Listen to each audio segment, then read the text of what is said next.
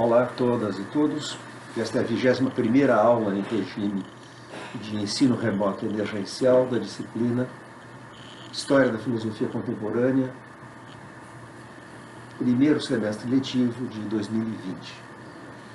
E essa é a nossa segunda aula dedicada ao livro de Saul Crick, Naming and Necessity, esse clássico da filosofia do século XX de que nós estamos nos ocupando. Na aula passada, eu apresentei para vocês a tese central desse livro. Eu mostrei como Crick, bem, na crista da onda, vamos dizer assim, de um certo movimento que vem acontecendo na filosofia da linguagem, precedido, Crick, por filósofos como Arthur Smullyan, Frederick Fitch, Keith Donnellan, e, sobretudo, Ruth Barton Marcus. Crick sustenta que nomes próprios são expressões diretamente referenciais. Isso ele tem em comum com Ruth Marcus, com todos esses filósofos, e é uma tese que, em última instância, remonta a Russell. Foi assim que Russell caracterizou nomes próprios. O que significa dizer que essa expressão é diretamente referencial, ou que ela, como Russell escreve, representa diretamente um objeto, é que o nome Donald Trump, por exemplo, designa um indivíduo independentemente de qualquer conteúdo descritivo ou predicativo. Como diz Crick, as Nações Unidas designa uma entidade independentemente do fato de elas serem ou não serem nações, serem ou não serem unidas. Porto Alegre pode não ser a cidade mais alegre do mundo, poderia não ser Porto, mesmo assim se chamaria Porto Alegre. Se eventualmente as palavras que formam um nome têm algum significado descritivo, nem por isso esse significado é constitutivo da função semântica do nome. Toda a contribuição semântica que o nome faz é constituída pelo próprio objeto que ele nomeia e nenhuma outra coisa. Por isso, Ruth Marcus, no artigo clássico Modalities and Intentional Languages, compara o nome próprio a um rótulo e diz que o nome próprio simplesmente é um rótulo que nós aplicamos a uma coisa e não contém nenhum significado descritivo. A novidade de Crick, a primeira novidade dele, consiste em assinalar que se um nome próprio é uma expressão diretamente referencial, isso tem uma consequência no perfil modal de nomes próprios.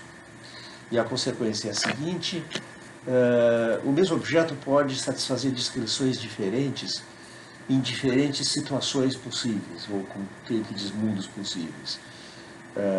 Por exemplo, Donald Trump poderia não ser o presidente da República dos Estados Unidos. Espero que ele deixe de ser hoje, dia 3 de novembro de 2020, mas vamos ver.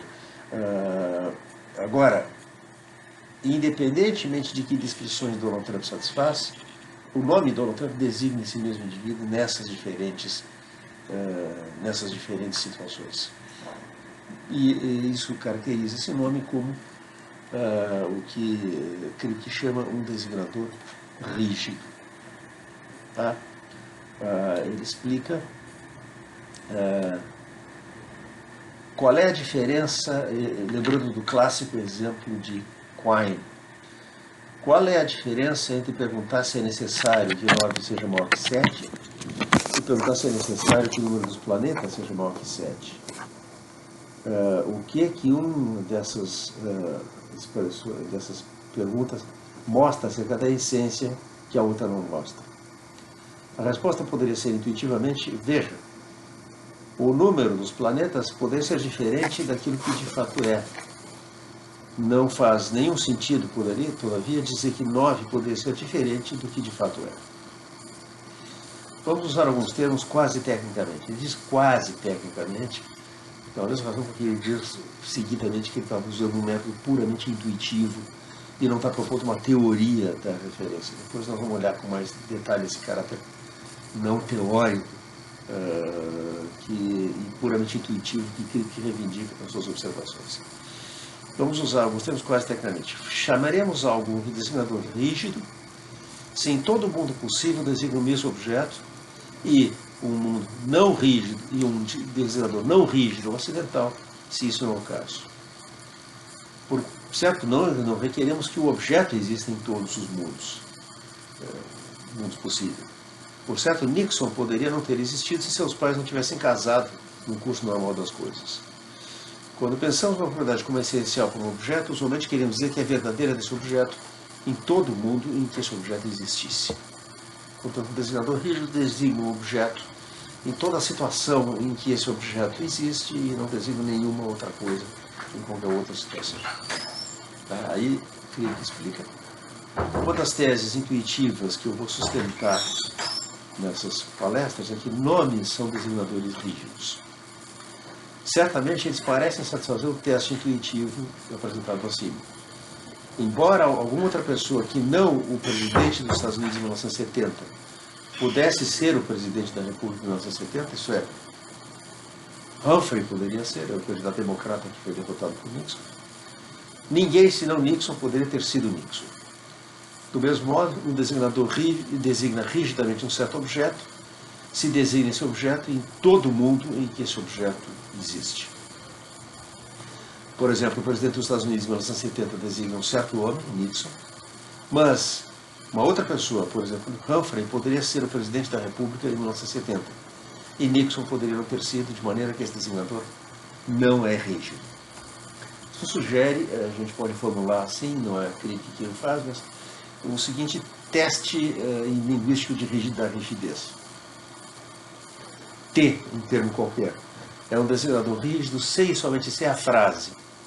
O indivíduo que é de fato T não poderia ter existido sem ser T. E nada que não fosse um indivíduo que de fato é T poderia ter sido T se essa frase é verdadeira. Vamos testar agora. Aristóteles. Aristóteles é um designador rígido se o indivíduo que de fato é Aristóteles não poderia ter existido sem ser Aristóteles, correto? E nada que não fosse Aristóteles, o indivíduo que de fato é T, poderia ter sido T. Isso é verdadeiro. Em troca, tomemos a expressão o autor da metafísica. O indivíduo que de fato é o autor da metafísica não poderia ter existido sem ser o autor da metafísica. Errado. Poderia. E nada que não fosse o indivíduo que de fato é o autor da metafísica poderia ter sido o autor da metafísica. Também errado. Outra pessoa poderia ter escrito esse livro. Numa formulação alternativa, o termo singular é um designador rígido, se e somente se as frases relevantes a seguir são falsas e não rígidas se forem verdadeiras. Quais são as frases? O indivíduo que de fato era T poderia ter existido sem ser T. E poderia ter acontecido que outro indivíduo distinto daquele que era T fosse T. O indivíduo que de fato era Jorge Luis Borges poderia ter existido sem ser Jorge Luis Borges? Não. Poderia ter acontecido que outro indivíduo distinto daquele que de fato é Jorge Luis Borges fosse Jorge Luis Borges? Não. Agora, em troca, o indivíduo que de fato é o autor das ficções poderia ter existido sem ser o autor das ficções? Sim. Borges poderia não ter escrito esse livro. Poderia ter acontecido que outro indivíduo distinto daquele que de fato é o autor de ficções fosse o autor de ficções? Poderia. Tá? Então, o autor de ficções é um designador não rígido, Jorge Luis Borges é um designador rígido. Crick prossegue aí essa introdução expondo um tópico que eu já mencionei no passado, me limito a representar brevemente, que é o seguinte: que uma das coisas que leva as pessoas a postular uma identificação puramente qualitativa de objetos, que seria feita através de descrições. Então, identifica um objeto como um objeto que satisfaz certas descrições, pode decorrer da ideia que ataca, de que, porque o mesmo indivíduo pode existir em diferentes mundos possíveis, nós precisaríamos de um critério para identificação e reidentificação desse indivíduo nessas diferentes situações. Analogamente, é como nós temos um problema de identidade de um indivíduo através de tempos diferentes. O mesmo indivíduo, em tempos diferentes, satisfaz descrições diferentes, e nós nos perguntamos por um critério para identificação através do tempo. Alguns filósofos foram levados a pensar que, analogamente ao problema da identificação através do tempo, haveria um problema de identificação através de mundos ou situações possíveis. E que, portanto, nós deveríamos formular um critério puramente qualitativo de identificação de indivíduos. Kirk rejeita isso, e essa rejeição é acompanhada de uma explicação do que se deve entender por um mundo possível. Tá? E a ideia, fundamentalmente, é que mundos possíveis são dados por estipulações que nós fazemos. Tá?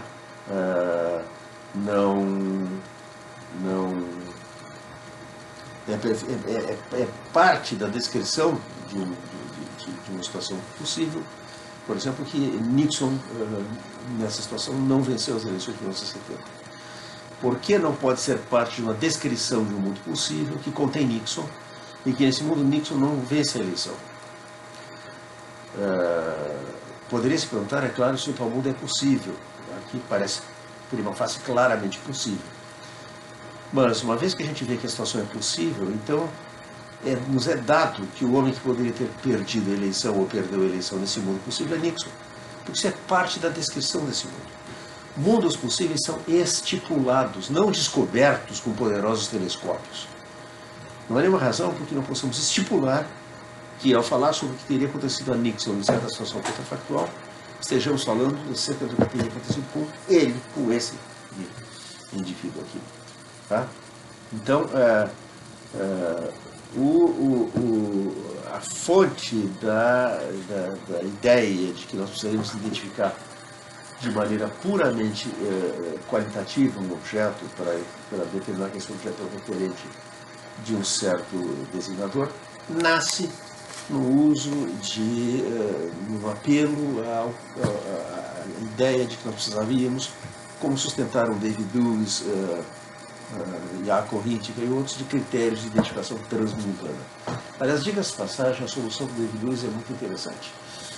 Ele adota o descritivismo, sustenta que indivíduos são referidos pela via de descrições, que o referente de um designador qualquer é o indivíduo que satisfaz o conteúdo descritivo desse designador, mas, ao mesmo tempo, ele rejeita, seguindo Quine, a distinção entre propriedades essenciais e acidentais. Qual é a consequência disso? Que se eu estou um indivíduo qualquer, e esse indivíduo tem as propriedades P1, P2, P3, até P ômega, qualquer indivíduo que tem esse mesmo conjunto de propriedades, menos uma ou mais uma, e difere desse em alguma propriedade, não é o mesmo indivíduo. Em outras palavras, não há identificação transmundana, porque em outros mundos possíveis não há o mesmo indivíduo, mas um indivíduo que compartilha com o indivíduo atual todas as suas propriedades, menos algumas. Então, o mundo possível em que Paulo não está gravando essa aula é um mundo possível em que há um indivíduo que é como Paulo, menos a propriedade de estar gravando essa aula. Lewis chama esse indivíduo uma contraparte do indivíduo atual. Parece a ideia de Leibniz, né?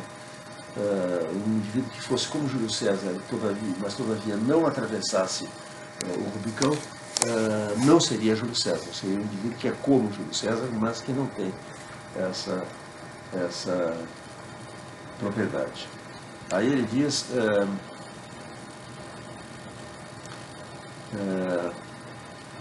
embora que nós possamos descrever o mundo em termos de moléculas, por exemplo, não há impropriedade em descrevê-lo em termos de entidades menos refinadas.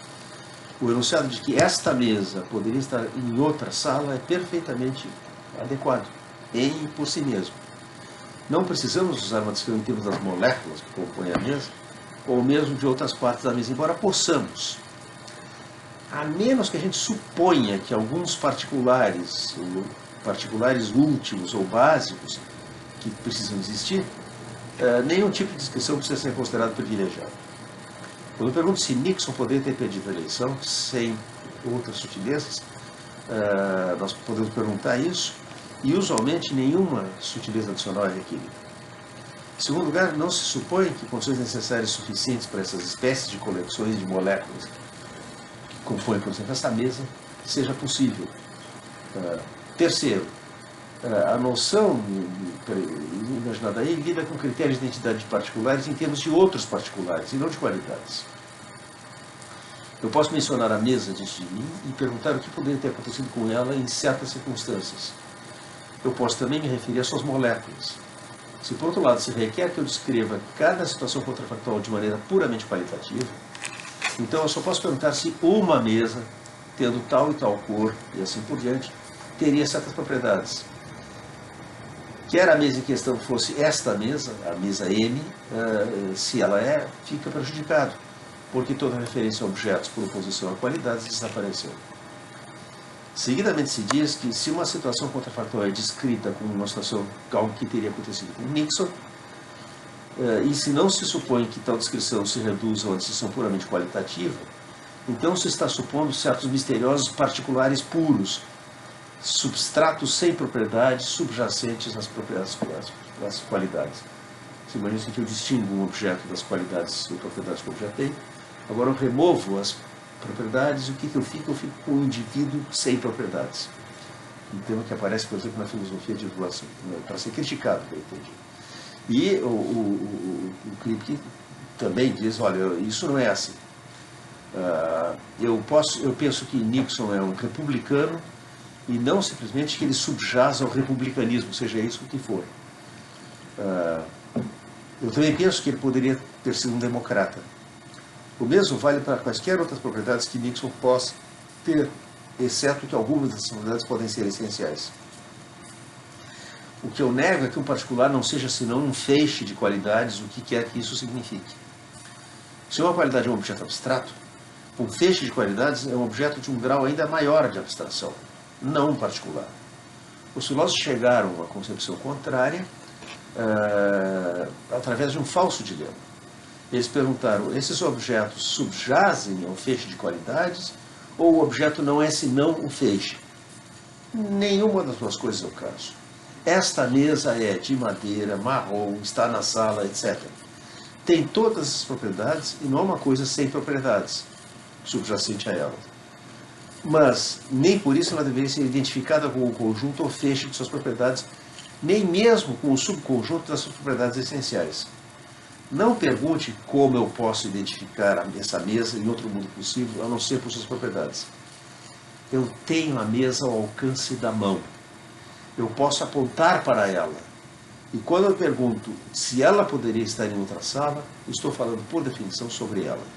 Vejam como Kripke introduz a ideia de designação rígida. Ele diz o designo rigidamente porque eu tenho a mesa ao alcance da mão. Eu posso apontar para ela. Isso aqui é o que subsiste da ideia russelliana de conhecimento por contato. Tá? Objetos que nós referimos rigidamente são objetos os quais nós podemos apontar, são objetos que nós podemos ter entre as mãos. Tá? Isso é o que se pode designar rigidamente.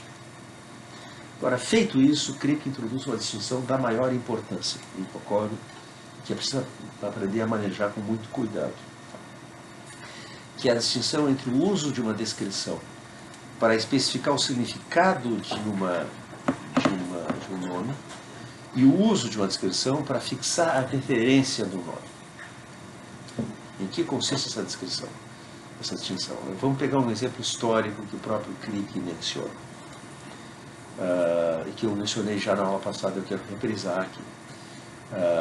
O astrônomo francês Pierre Leverrier estava preocupado com o problema das anomalias na órbita de Urano. Urano não se comporta de acordo com a lei newtoniana da gravitação universal. Nem Leverrier, nem nenhum cientista concluía por causa disso que a física de Newton estava errada. Eles pediram uma explicação para o caso específico da órbita anômala de Urano. O que Leverrier fez foi postular que as anomalias na órbita de Urano se deviam à atração gravitacional exercida sobre Urano por um outro planeta, até então não observado. Um planeta com uma órbita mais externa, mais distante do Sol do que Urano, cuja massa, tamanho, órbita, distância relativa do Sol, etc., o Leverrier calculou e batizou esse planeta de Netuno. Netuno, portanto, para Leverrier, era o planeta responsável pela perturbação das órbitas de Urano. Ora bem, esse é um caso em que uma descrição foi usada para fixar a referência de um nome. Leverrier só veio a ser observado muito mais tarde, e quando finalmente, Leverrier, desculpe, Netuno. E quando Netuno foi finalmente observado, as pessoas disseram, eis aí o Netuno, o planeta de que falou Leverrier. Ora, nem por isso a descrição, o planeta que é responsável pela perturbação das órbitas de Urano, é parte do significado do nome Netuno. E a prova disso é a seguinte: nós poderíamos descobrir perfeitamente que não é, afinal de contas, Netuno que perturba a órbita de Urano, mas talvez uma nuvem de poeira cósmica que existe ali naquela região, ou algum outro fenômeno gravitacional. Se essa descoberta fosse feita, o anúncio não seria que Netuno não existe, porque não existe o planeta responsável pelas flutuações da órbita de Urano. Apenas que uma descrição que nós usamos para fixar a referência do nome era falsa. Então, o ponto do Kripke aqui é o seguinte: olha, porque descrições podem ser usadas para fixar referência de nomes, tá? Nós temos uma situação peculiar, e a situação peculiar consiste no seguinte: a descrição cumpre uma função, sem que por isso ela se torne parte do significado do nome. Quem pensar que Netuno significa planeta responsável pela perturbação das órbitas de Urano vai se pôr na seguinte dificuldade: que se nós descobríssemos que o que perturba a órbita de Urano é um outro fenômeno gravitacional, a conclusão teria que ser que Netuno não existe. Mas a conclusão não é essa. A conclusão é que Netuno não tem aquela propriedade que nós associávamos a ele. Tá? Então, o exemplo serve aqui para distinguir o uso de descrições para especificar o significado de um nome e para fixar a referência de um nome. Tá? Se descrições são concebidas como servindo para fixar uma referência e não para explicar o significado, tá? Então a gente tem que reconhecer a inaplicabilidade do tratamento usual da existência a descrições existenciais singulares. Isso o Kripke diz muito de passagem e é algo da maior importância. Ele diz o seguinte: ele está lidando com um exemplo que eu comentei já na aula passada, que aparece nas investigações filosóficas de Wittgenstein, de Moisés. E ele diz o seguinte: se Moisés significa o homem que fez tais e tais coisas, então se ninguém fez tais coisas, Moisés não existiu. E talvez ninguém fez tais coisas seria uma análise mesmo de Moisés não existiu. Mas se a descrição é usada para fixar a referência rigidamente, então é claro que não é isso que significa Moisés não existiu. Porque podemos perguntar, se falamos de uma situação contrafactual em que ninguém fez tais coisas, digamos, ninguém conduziu os israelitas para fora do Egito, não se segue daí então que numa situação como essa Moisés não teria existido? Parece que não. Certamente Moisés poderia ter decidido passar os seus dias de maneira mais aprazível nas cortes egípcias. Ele poderia jamais ter se envolvido com política ou com religião. E nesse caso, ninguém teria feito qualquer das coisas que a Bíblia relata de Moisés. Isso não significa por si mesmo que nesse mundo possível Moisés não teria existido. Portanto, se é assim, portanto, então Moisés existe, é diferente de as condições de existência e unicidade para uma certa descrição estão satisfeitas. E, portanto, isso não fornece uma análise de enunciados existenciais singulares, afinal de contas. Se você abandona a ideia de que isso é uma teoria de significado e a trata como uma teoria da referência da maneira como eu escrevi, você abandona algumas das vantagens da teoria. Enunciados singulares, existenciais e enunciados de identidade entre nomes precisam de uma outra análise. Kripke está explicando aqui, embora ele não desenvolva o tópico, a motivação para o fato de ele ter introduzido, quando ele fez lógica formal, sistemas formais de lógica modal quantificada, a possibilidade de tratar, de ter um predicado de existência como um predicado de primeira ordem. Portanto, ter não apenas o nosso quantificador, tá, e escrever como nós escrevemos algum x é f, mas ter também este predicado aqui, que escreve assim, que diz que B existe.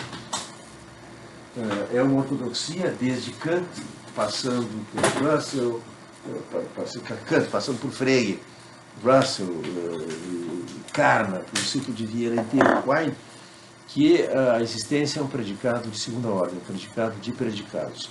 Ora, que está mostrando que faz sentido falar da existência como propriedade de objetos, de indivíduos, contrariamente ao que sustentaram Kant, Frege, Russell e todo mundo. Objetos espaço-temporais, objetos cuja existência tem um início no tempo e um fim no tempo, objetos sujeitos, para falar com Aristóteles, a geração e a corrupção, são objetos sobre os quais cabe perfeitamente perguntar se ainda existem, se já não existem mais, se continuam existindo, ou se já existem, ou quando existirão, e assim por diante. Então, é perfeitamente possível que nós tenhamos um predicado de existência, que é um predicado de primeira ordem. Tá? Por isso Crick introduziu isso no seu sistema formal. Tá? Então, a importância de compreender a distinção entre o uso de uma descrição ou conjunto de descrições para dar o significado de um nome, para fixar a referência desse nome, é uma maneira de compreender a origem a natureza, né, de um fenômeno que dá origem à tese de que nomes significam por descrição. A descrição serve para fixar a referência do nome, e isso pode criar a aparência, a ilusão de que a descrição faz parte do significado do nome. A outra coisa que o Crick insiste em assinalar, e que é da maior importância, é uma coisa que eu mencionei em passagem, quando eu apresentei para vocês e comentei aquela passagem em que Peter Gitsch escreve que, e ele escreveu isso na mesma época que Crick estava dando essas palestras em Princeton, portanto não há comunicação entre os dois, chegaram por vias independentes e próprias no mesmo lugar. Gitsch dizia lá que assim, eu penso que o uso de um nome como um nome próprio, alguém deve estar no começo em contato com o objeto designado. Mas, diz Gitsch, a linguagem é uma instituição, uma tradição, e o uso de um nome para designar um objeto pode ser transmitido, passado adiante, de tal sorte que o contato requerido com o objeto pode ser imediato e não imediato. O contato é mediado pelo contato que tiveram outras pessoas. Vou dar um exemplo de Gitsch. Platão conheceu Sócrates e Aristóteles conheceu Platão e Teofrasto conheceu Aristóteles e assim por diante até chegar em nós. E é por isso que a gente pode usar Sócrates como um nome para falar daquele indivíduo, por menos que a gente saiba identificar por descrição esse indivíduo. Tá? Então, o que Gitsch está introduzindo aí, como eu disse para vocês, uma coisa que o Russell nunca parou para pensar, é a dimensão institucional da linguagem. O que Gitsch, como Crick, faz é abandonar o individualismo metodológico distintivo da filosofia do Russell e de boa parte da filosofia moderna, que é uma filosofia feita desde as meditações de Descartes na primeira pessoa do singular. Aqui o primado é constituído pela primeira pessoa do plural.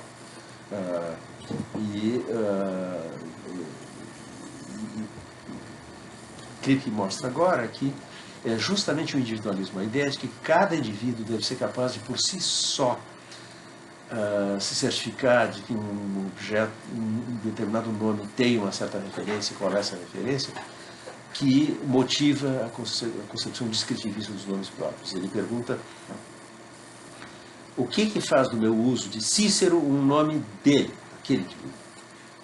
A imagem que leva à concepção descritivista do significado é algo assim. Você está isolado num quarto. a comunidade inteira dos outros falantes, tudo mais poderia desaparecer.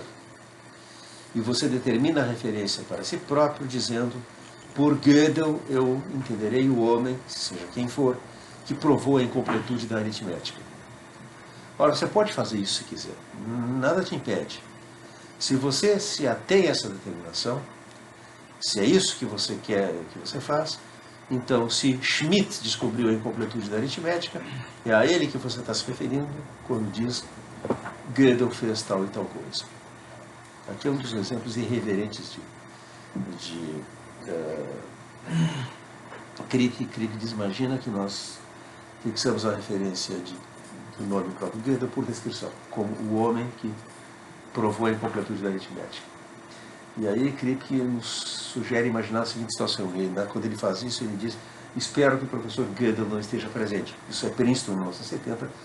Gödel estava lá no Instituto de Estudos Avançados de Princeton. Um exemplo bastante irreverente, beirando o desrespeito, é o seguinte: suponhamos que quem provou a incompletude da aritmética foi um homem chamado Schmidt, que desapareceu em Viena em circunstâncias misteriosas. E o resultado foi publicado por Gödel em seu próprio nome. Nesse caso, se eu entendo por Gödel o homem que provou a incompletude da aritmética, se essa descrição fixa o significado desse nome, cada vez que eu falar Gödel fez isso ou aquilo, eu estou falando de Schmidt. O que eu digo é tornado verdadeiro pelo fato de que Schmidt fez o que eu digo que ele fez ou deixou de fazer. Mas não é isso o que a maioria de nós faz. E aqui está a imagem alternativa que Crick quer oferecer. Alguém, digamos, um bebê nasceu. Seus pais o chamam por certo nome. Falam sobre ele com seus amigos. Outras pessoas o encontram. Através de vários episódios de discurso, o nome é passado adiante de elo em elo como numa corrente. Um falante que está na ponta dessa corrente, que ouviu falar, por exemplo, de Richard Feynman, na rua ou não importa onde, pode estar se referindo a Richard Feynman, ainda que ele não lembre de quem ela pela primeira vez ouviu falar de Feynman. Ele sabe que Feynman é um físico famoso. Uma certa passagem de comunicação que remonta em última instância ao próprio indivíduo, Feynman, chega até o falante. Ele então está se referindo a Feynman, mesmo que ele não possa identificá-lo unicamente, dizer o X tal que X tem tais e tais propriedades. Tá? Ele não sabe o que é um diagrama de Feynman, ele não sabe o que é a teoria de Feynman da produção de par e da aniquilação, e não apenas isso, ele não saberia distinguir Gell-Mann de Feynman. Assim, mas ele não precisa saber todas essas coisas, mas em troca, uma cadeia de comunicação que remonta ao próprio Feynman foi estabelecida em virtude de sua pertença a uma comunidade que passou o nome adiante de elo em elo, e não através de uma cerimônia que o sujeito realiza privadamente, dizendo: o Feynman eu entenderei o homem que fez tais e tais coisas. Tá? Então, a imagem alternativa que Crick opõe ao descritivismo consiste em apelar para o papel que a comunidade tem na fixação da referência. Tá?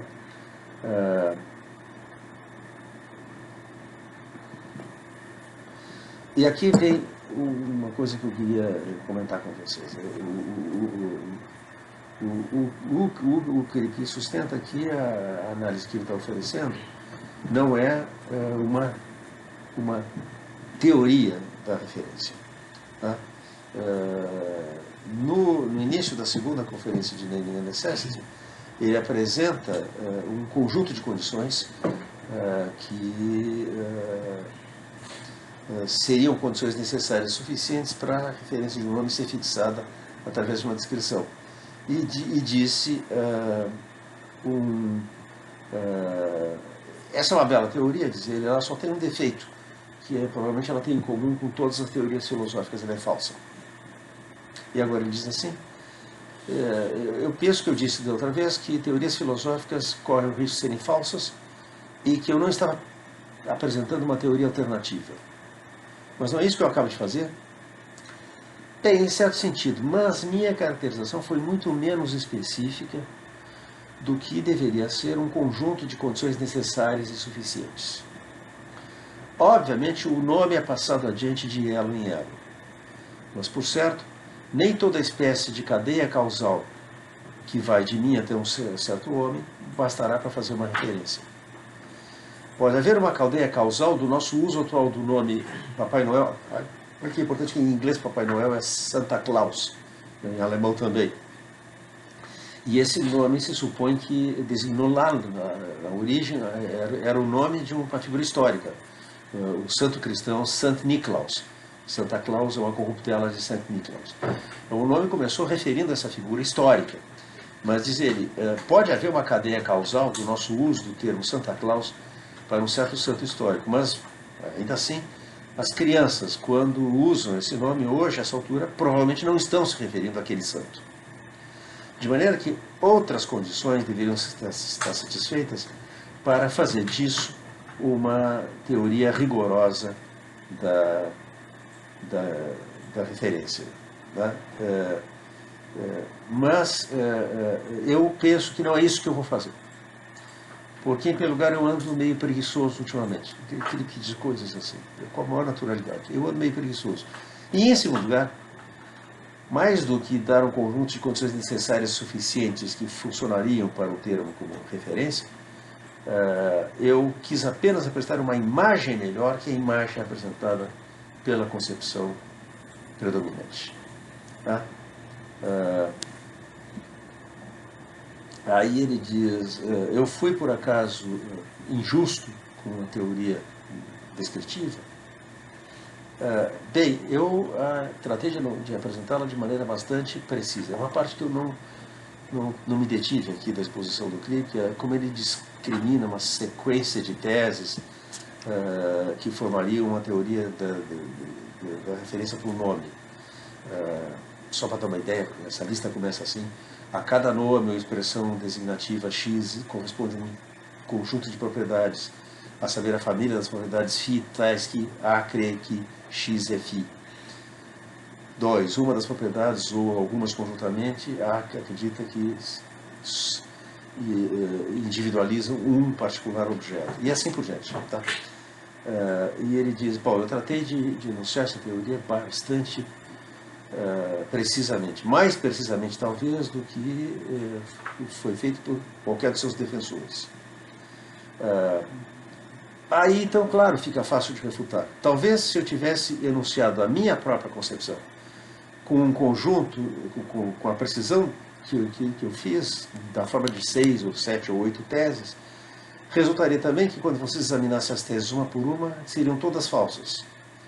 Poderia ser, mas eis aqui a diferença. O que eu penso que os exemplos que eu dei mostram não é simplesmente que há algum erro técnico ou algum equívoco em algum lugar, mas que toda a imagem dada por essa teoria de como uma referência determinada está errada desde os fundamentos. Parece-me errado pensar que nós nos damos algumas propriedades que, de algum modo, qualitativamente, selecionam unicamente um certo objeto e nós determinamos a nossa referência dessa maneira. O que eu quis apresentar é uma imagem melhor. Uma imagem melhor que aquela que foi oferecida. E uma imagem que, com mais detalhes, talvez pudesse ser refinada para dar condições mais exatas de que a referência ocorra. Podemos nunca chegar a conjuntos de condições necessárias e suficientes. Ele não está nem um pouco preocupado com isso. Nem nenhuma obra subsequente que tentou dar uma teoria da referência, um conjunto de condições necessárias e suficientes para uma expressão referida. E ele diz, eu não sei, eu sou sempre simpático ao dito do bispo Butler, tudo é o que é e não outra coisa. Everything is what it is and not another thing, é a epígrafe que Moore usou em Principia Ética. E uma epígrafe muito apropriada para um livro cuja tese central é que a noção fundamental da ética de bem não é uma noção definida, ou seja, o bem é o que é e não é outra coisa. Tá? E o Crick diz, eu sempre fui simpático à tese do bispo Butler, tudo é o que é e não outra coisa, no sentido não trivial de que análises filosóficas de um conceito como referência, em termos completamente diferentes, que não usam a própria noção de referência, provavelmente fracassam. Por certo, em qualquer caso particular em que nos dão uma análise, a gente tem que olhar e ver se ela é verdadeira ou falsa. A gente não pode simplesmente citar a máxima do bispo Butler e ir em frente. Mas, mais prudentemente, eu quero apresentar uma imagem melhor, sem dar um conjunto de condições necessárias e suficientes para referência. Essas condições seriam muito complicadas, mas o que é verdadeiro é que, em virtude de nossa participação com outros falantes numa comunidade, que remonta ao próprio referente, que nós nos referimos a um certo homem. Tá? É isso que nós fazemos. Tá? E ele diz, pode haver alguns casos em que a imagem descritivista seja verdadeira.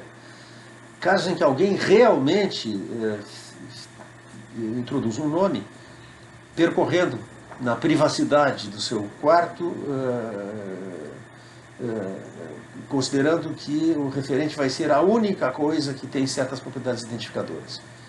Jack o Estripador é um exemplo possível que eu dei. A polícia pôs esse nome, Jack o Estripador, para identificar um indivíduo que eles buscavam, e o nome foi introduzido como uma abreviatura da descrição, o autor desses crimes. Então, Jack o Estripador era, por definição, o autor desses crimes.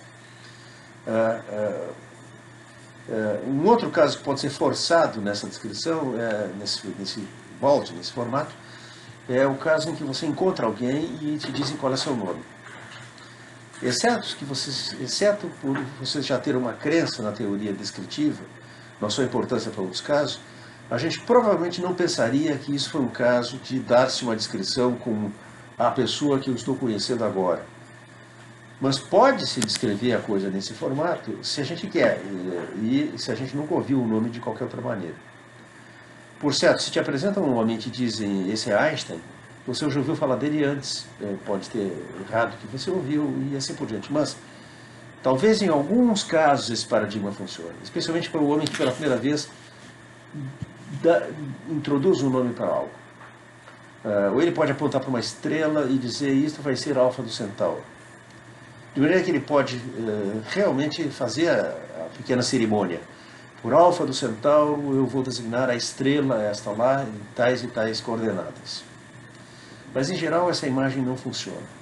Em geral, a nossa referência depende não simplesmente do que nós pensamos, mas do que outras pessoas na comunidade e a história do nome como chegou até nós e coisas assim. É seguindo essa história que chegamos até a referência. Então, a imagem alternativa de Crick é uma imagem que rejeita o individualismo que leva à teoria descritivista. Tá? A essa altura, talvez fosse o caso de dizer o seguinte, a ideia de designação rígida é inseparável da ideia de compreensão incompleta. O que isso quer dizer? Quer dizer que se nós usamos um designador rígido para um objeto, justamente porque para usar como um nome para aquele objeto, nós não precisamos conhecer nada acerca das propriedades do objeto, nós podemos compreender imperfeitamente, incompletamente. E não tem problema nenhum. O homem da rua diz Cícero, e ele está falando de Marco Túlio Cícero. Aí, mesmo que perguntem para ele, ok, mas quem é Cícero? E ele não saiba dizer nada melhor do que um romano famoso. Não tem a menor importância. Tá? Então, a ideia então, é a seguinte, a imagem individualista de fixação da referência confere alguma plausibilidade ao descritivismo, porque se eu conto apenas com os meus pensamentos sobre o objeto para fixar a referência de um designador para esse objeto, então o designador é o objeto, caso haja algum, que satisfaz o conteúdo predicativo dos meus pensamentos. E isso é exatamente o que Crick rejeitou. Tá? Então, ele diz o seguinte, bom, um enunciado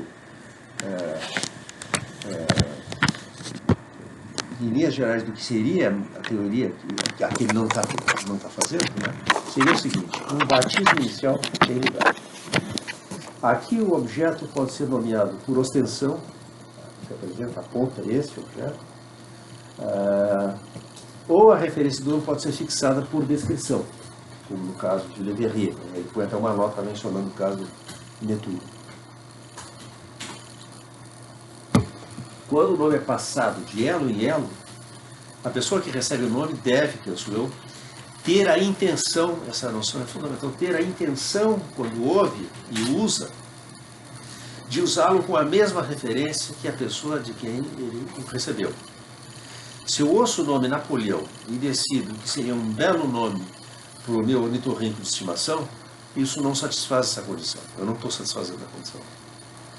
Talvez seja uma tal falha de manter fixa a referência que explica a divergência dos usos presentes de Santa Claus do alegado uso original para designar São Nicolau.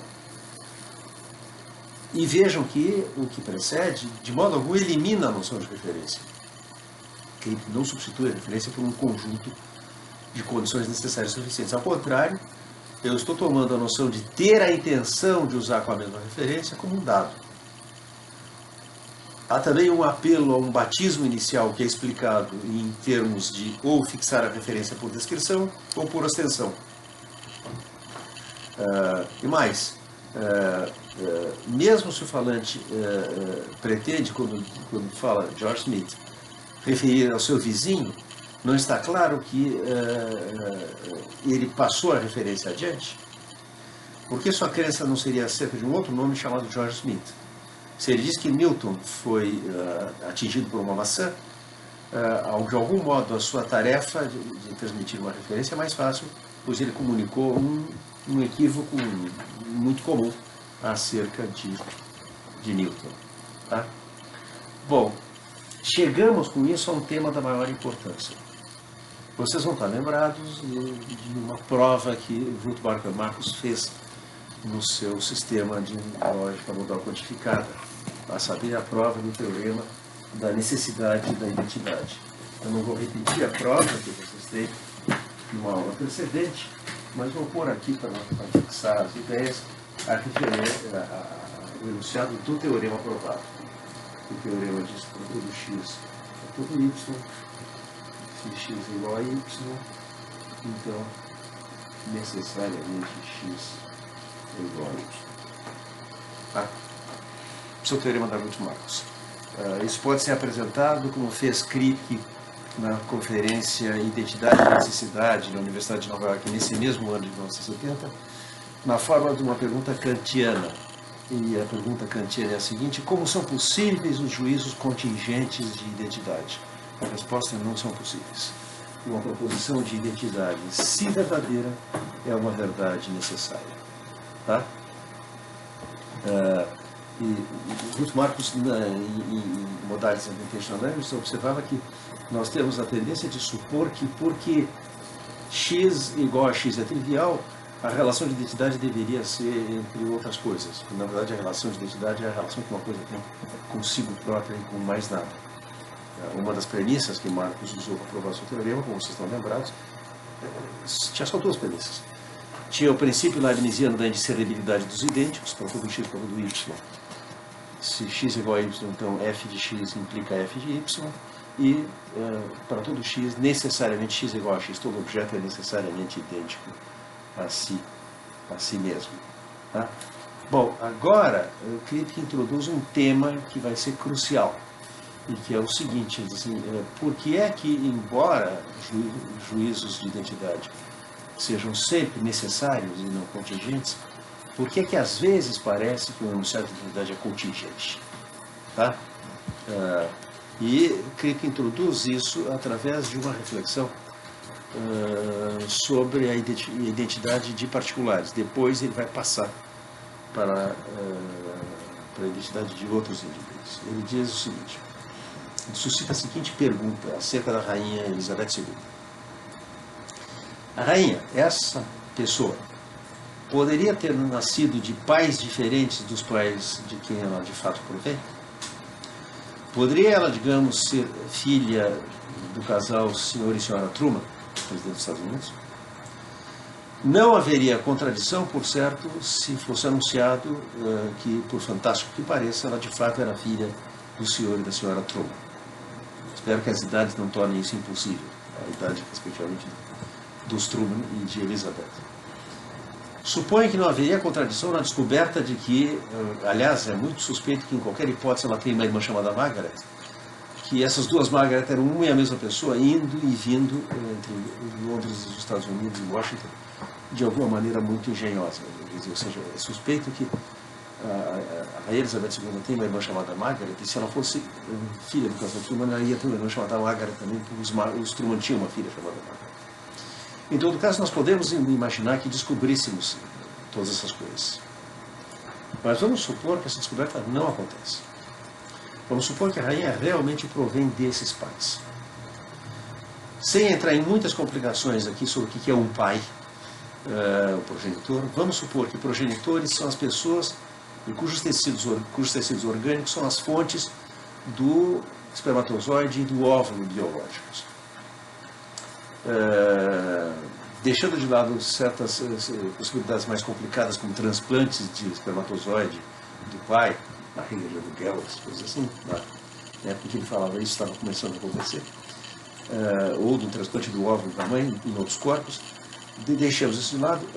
Se isso acontecesse num outro sentido, os seus pais ainda seriam o rei e a rainha originários, de onde provêm as células reprodutoras. Mas, fora isso, podemos imaginar uma situação em que se descobrisse que essa mulher provém do senhor e da senhora Truman? Eles poderiam ter uma filha que se assemelhasse a ela em todas as propriedades, ou na maior parte das propriedades. Talvez, em algum mundo possível, o senhor e a senhora Truman tiveram realmente uma filha que se tornou rainha da Inglaterra, e passou por ser a filha de outros pais. Isso ainda não seria uma situação em que essa mulher, que chamamos Elizabeth II, seria a filha do senhor e da senhora Truman, ou assim me parece. Seria uma situação em que havia uma outra mulher que tinha muitas das propriedades que de fato são verdadeiras de Elizabeth. Ora, uma pergunta é, nesse mundo possível, a própria Elizabeth, ela própria, nasceu? Vamos supor que ela não nasceu. Seria, então, uma situação em que, dado que Truman e sua mulher tiveram uma filha com muitas das propriedades de Elizabeth, a própria Elizabeth não existiu. Embora eles tivessem uma filha com muitas propriedades de Elizabeth, a própria Elizabeth não existiu. A gente só pode se convencer disso refletindo sobre como a gente descreveria essa situação. Tá? Isso, eu suponho, significa que em alguns casos você não vai ficar convencido, ou pelo menos não imediatamente. Mas é algo de que eu pessoalmente fiquei persuadido. Então, o método é como a gente descreve a situação. Tá? Como é que uma pessoa originária de pais diferentes, de um espermatozoide, de um óvulo totalmente diferentes, poderia ser esta mulher? Podemos imaginar, dada a mulher, que várias coisas na vida poderiam ter mudado. Que ela tivesse se tornado pobre, que o seu sangue azul fosse desconhecido e assim por diante.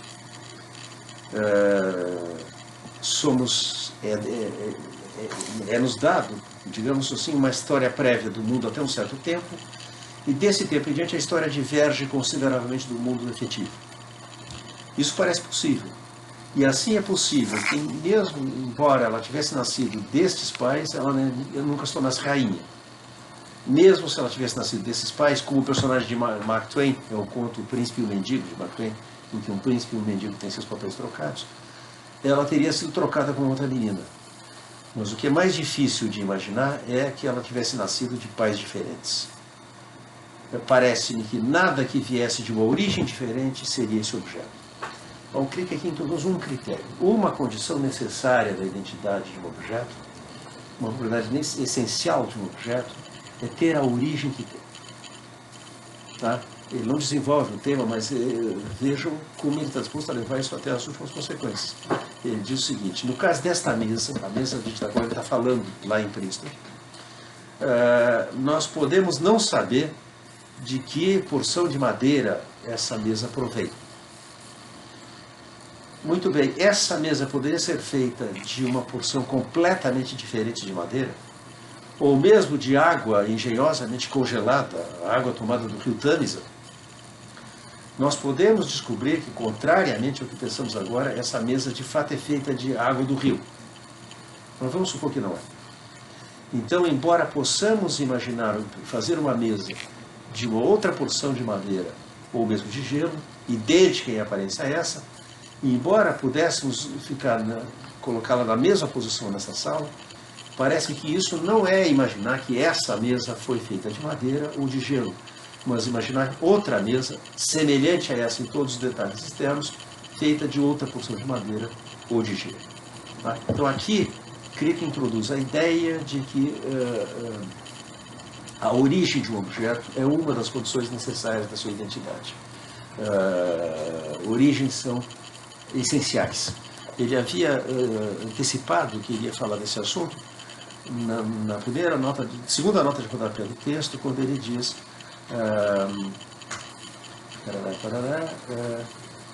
que ele menciona vários autores que, independentemente sem comunicação entre si, chegaram a resultados semelhantes, e ele diz a respeito de Rogers Alberton, que ele diz Alberton suscitou os problemas da necessidade da prioridade em espécies naturais, que nós não vimos ainda, vamos tratar na próxima aula, suscitando a pergunta de se poderíamos descobrir que limões não são frutas. E ele diz, eu também lembro da influência de conversações mais antigas com Alberton e com Peter Gitt sobre a essencialidade de origens. Tá? Bom, nós vamos ver aqui uma aplicação agora do método que o Crick vem desenvolvendo vai consistir, nós vamos tratar disso só na aula que vem, mas vou dar um pequeno prêmio, em estender a tese da designação rígida de designadores de objetos particulares para designadores de espécie.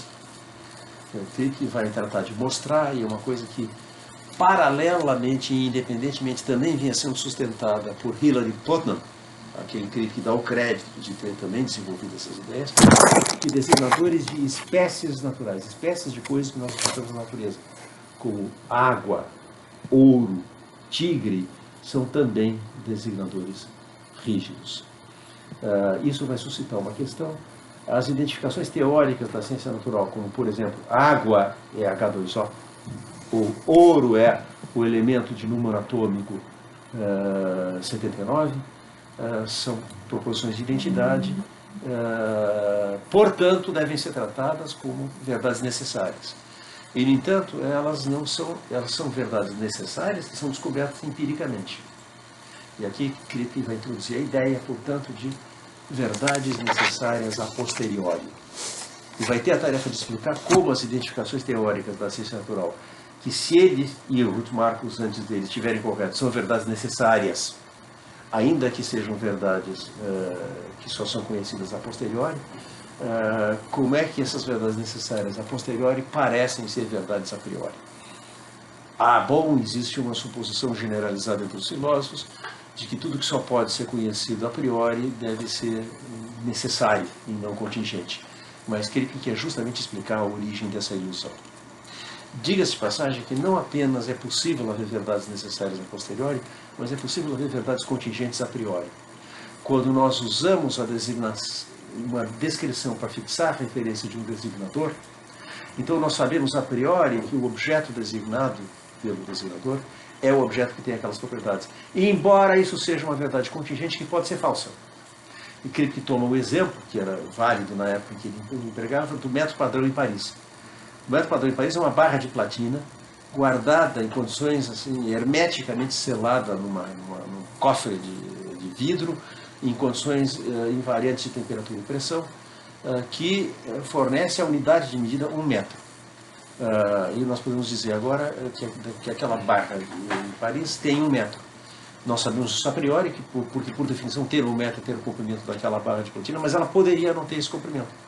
Se acontecesse qualquer acidente, quebrou o lacre, está fazendo aquele calorão de verão de Paris de mais de 40 graus, está uma barra de lata, ou numa outra situação de frio extremo ela se contrai, então é falso que ela tenha aquele comprimento. Trata-se de uma verdade contingente, mas contingente a priori. Isso pode soar muito surpreendente, mas a surpresa desaparece se a gente parar para meditar, coisa que não é um exemplo que Cripe dá, mas um exemplo que eu quero dar para vocês, que uma das proposições mais famosas da história da filosofia é claramente uma verdade contingente a priori. Uma verdade contingente que nós sabemos a priori que é verdadeira. E trata-se do famoso eu penso, eu existo de Descartes. O código. O código não é uma verdade necessária, eu poderia não existir, e no entanto eu sei a priori, e essa proposição eu penso, eu existo, é verdadeira todas as vezes que eu a profiro ou concebo em meu espírito, diz Descartes. Toda vez que eu penso essa proposição, eu sei que ela é uma verdade necessária. Perdão, que ela é uma verdade necessária. Eu sei que ela é verdadeira. Eu sei a priori que ela é verdadeira. Eu não preciso de nenhuma evidência empírica para saber que eu penso, eu existo. No ato de pensar, eu certifico que isso é verdadeiro. Eu não poderia estar pensando se essa proposição não fosse verdadeira. E, no entanto, não é uma verdade necessária. Trata-se de uma verdade contingente a priori. Cripe acabou de quebrar de vez os muros que separavam de um lado analítico a priori e necessário, e do outro lado sintético a posteriori e contingente. Examinaremos com mais vagar tanto o contingente a priori como o necessário a posteriori na próxima aula. Até lá.